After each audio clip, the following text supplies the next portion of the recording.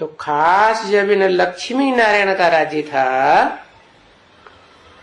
है किन लक्ष्मी नारायण का किस तरफ इशारा किया है?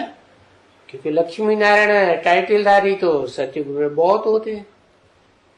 जैसे क्रिश्चियंस में चला king Edward the first second third, ऐसे ही सतयुग में 8 पीढ़ियों में 8 नारायण होते हैं। और इनका राज्य बताया। जब राज्य की शुरुआत हुई थी तो किन का राज्य था? सभी नारायणों का राज्य था क्या? नहीं। किसका राज्य था? इन लक्ष्मी नारायण का राज्य था। किस तरफ इशारा किया?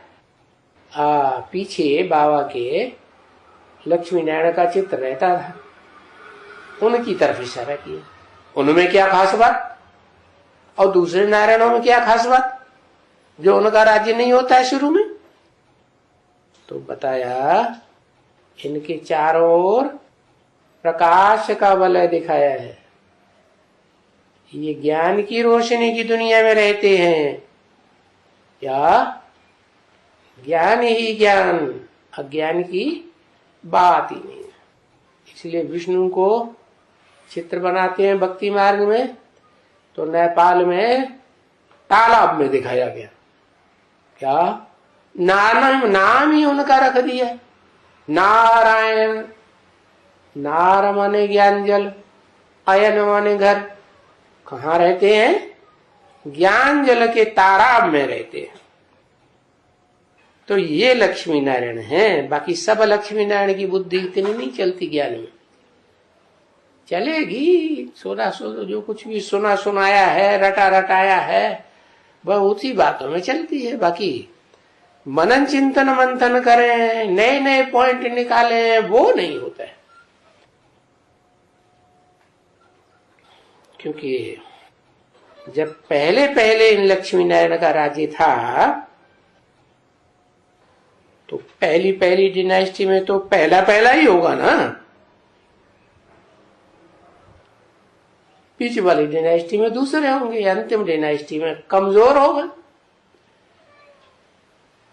तो पीछे जब दूसरा राजा सतयुग में, दूसरा राजा कौन हुआ? जो गद्दी पे बैठेगा, कृष्ण वाली आत्मा। तो बच्चा बैठेगा तख्त में,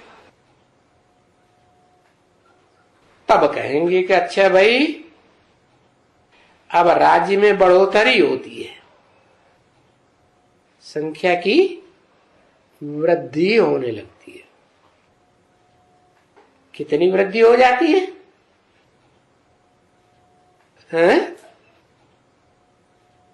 सतयुग में जब दूसरी राजाई चलेगी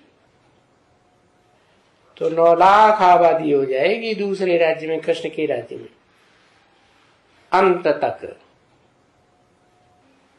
तो पहली सीढ़ी होती है, पहला राज्य होता है, जिसके बारे में किसी को पता ही नहीं है, क्योंकि वो तो एक्स्ट्रा ऑर्डिनरी राज्य है ना। जो सुख वहां मिलता है पहले पहले राज्य में, जिसको कहें आदि नारायण के राज्य में, वो सुख तो और धर्म वालों को मिल ही नहीं सकता।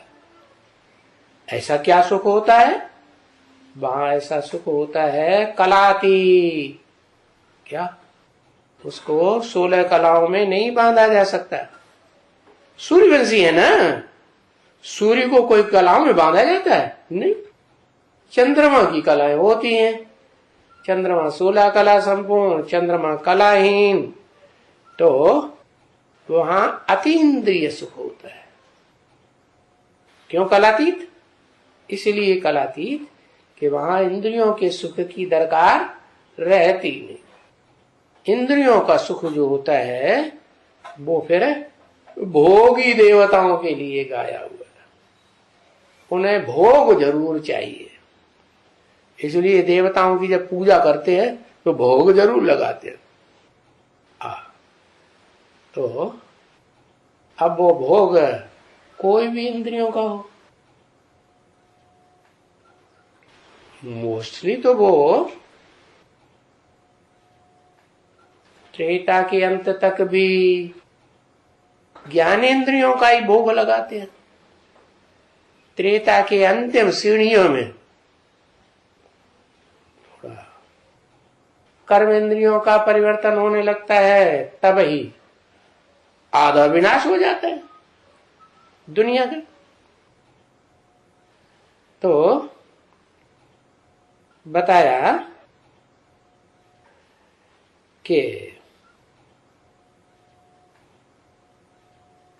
कृष्ण के राज्य से पहले जो राज्य होगा ना, सतयुग से पहले, उसको कहते हैं विष्णु पद, विष्णु का राज्य।